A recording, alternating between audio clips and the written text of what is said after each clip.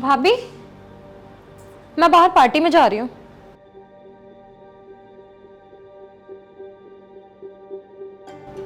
अंकिता, ये सब क्या है? क्या हुआ भाभी, अच्छा नहीं लग रहा क्या? अभी आपकी शादी को 2 ही महीने हुए, आपने चूड़ा भी उतार दिया, मंगलसूत्र भी नहीं पहना और ऐसे जा रहे हो, वो भी देवर जी के बिना।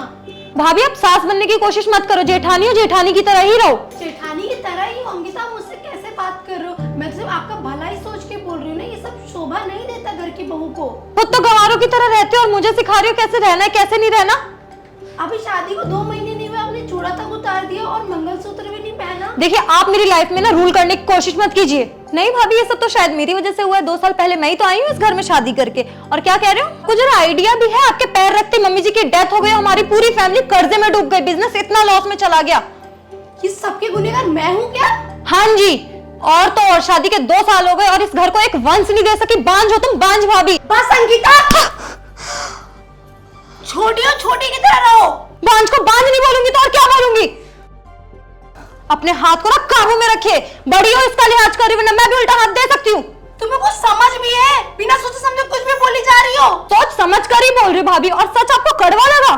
ये कोई सच नहीं है। आप ना चुप रहिए।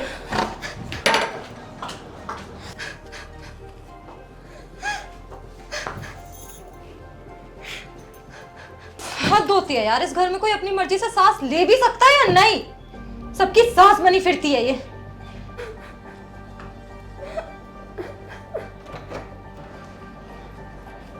भाभी, क्या हुआ भाभी? आप रो क्यों रहो? क्या हुआ भाभी? आप रो क्यों रहो? कुछ नहीं देवर जी, बस वो अंकिता। अंकिता? क्या हुआ अंकिता को? अंकिता, तुम ठीक तो हो? तुम्हारी भाभी क्या है, सिर पे तांडव करती रहती है हमेशा। ये मत करो, वो मत करो, यहाँ मत जाओ, वहां मत जाओ। यार मेरी खुद की लाइफ भी है या नहीं है? हद होती है। मेरी लाइफ को उन्होंने अपनी लाइफ समझ के रूल कर रखा है। इसीलिए मैंने मना किया था कि मुझे जॉइंट फैमिली में नहीं रहना। यार मेरी लाइफ को कोई और कंट्रोल करे। मैंने लव मैरिज सिर्फ इसलिए की थी ताकि मैं अपनी मर्जी से जी सकूं, अपना फ्रीडम रखूं। यार पता है अरेंज मैरिज में कलेश होते हैं, हर कोई बड़ा बनना चाहता है। आज तो उन्होंने हद कर दी। क्यों, हुआ क्या? आज उन्होंने मुझ पे हाथ उठाया। मैं चाहती तो मैं खुद जवाब दे सकती थी, पर मैंने उनके बड़े का लिहाज किया। अंकिता, वो तुमसे बहुत बड़ी है। बड़ी है तो क्या वो मुझ पे हाथ उठाएंगी?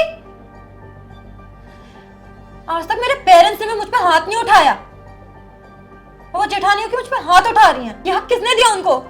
एक बार के लिए अगर सास होती ना तो समझ में आता है। उनसे मना कर दो, मेरी सास बनने की कोशिश ना करें। बहू है, बहू की तरह रहे वो भी। लेकिन उन्होंने कुछ सोच समझ के किया होगा। वो सोच समझ के किया ना, मैं भी उन पे हाथ उठा लेती फिर। इतना सब होने के बाद भी तुम अभी भी अपनी भाभी का पक्ष ले रहे हो। अरे अंकिता, ऐसी बात नहीं। मुझे तुमसे ये उम्मीद नहीं थी। मुझे अकेला छोड़ दो, जाओ यहाँ से।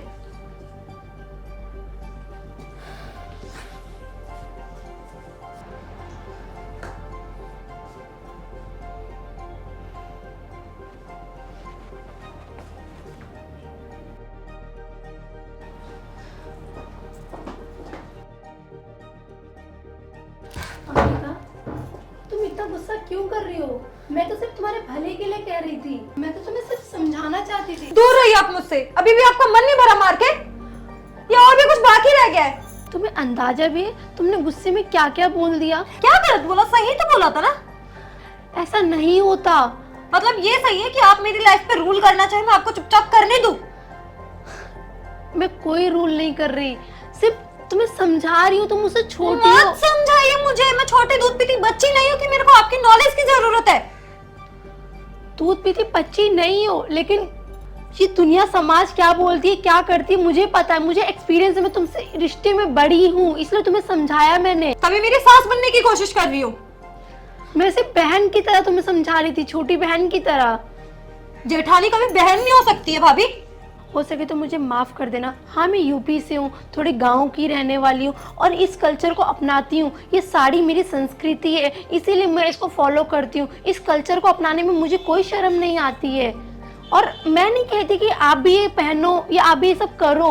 बस मैं तुम्हें समझा रही थी, घर से बाहर निकलने से पहले थोड़ा सोच समझ के निकलना चाहिए। अब तुम इस घर की बहू हो, बहू घर की इज्जत होती है। हाँ भाभी, अब आप हाथ जोड़ के अपनी ही गलती मेरे ऊपर थोप दोगी और मेरे पति के आगे महान बन जाओगी।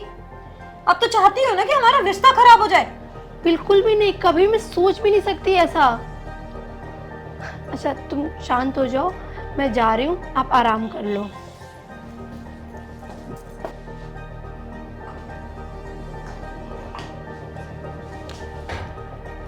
अरे देवर जी, अंकिता, ये सब क्या है, कहाँ जा रहे हो? Let me tell you one thing भाभी कि हम दोनों ये घर छोड़ के जा रहे हैं। पर क्यों? अब आप अकेले रहिए, राज करिए अकेले घर में। मैंने तुम्हें समझाया था छोटी बहन की तरह, और इतनी सी बात में कौन घर छोड़ के जाता है? मैंने पहले भी क्लियर किया था, अब भी क्लियर करती हूँ कि जेठानी कभी बहन बन ही नहीं सकती, उसको हुक्म चलाना होता है अपने से छोटे पे। देवर जी आप भी? हाँ भाभी, मैं इसको इसके मायके छोड़ने जा रहा हूँ। मतलब आप भी मेरे साथ चल रहे हो?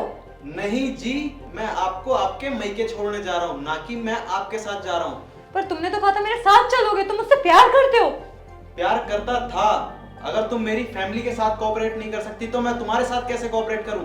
मिल गई ना कलेजे को ठंडक, मिल गया सुकून मेरा घर बर्बाद करके। Excuse me, I'm not a fool. तुम मुझे क्या समझती हो? मैं कोई गांव की जाहिल गवार हूँ? I'm well educated. अगर संस्कृति सभ्यता को निभाती हो और साड़ी पहनती हो तो इसका मतलब मैं तुम मुझे गवार समझती हो? अरे अपने घर को मैनेज करना मुझे अच्छे से आता है, किस तरीके से कैसे देखना, दुनिया समाज क्या बोलेगी, सबको लेके चलना पड़ता है। खाली फैशन नहीं होता है, शॉर्ट ड्रेसेस पहन लियो, वन पीस पहन लियो और निकल पड़ती हो घर से बाहर।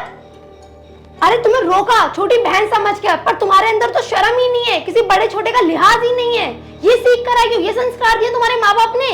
मैंने तो सोचा मेरी देवरानी आएगी, मेरी बहन की तरह मेरे साथ रहेगी, लेकिन नहीं, तुम तो ऐसे लड़ती हो जैसे मैं तुम्हारी सौतन हूँ। मैंने क्या छीन लिया तुम्हारा?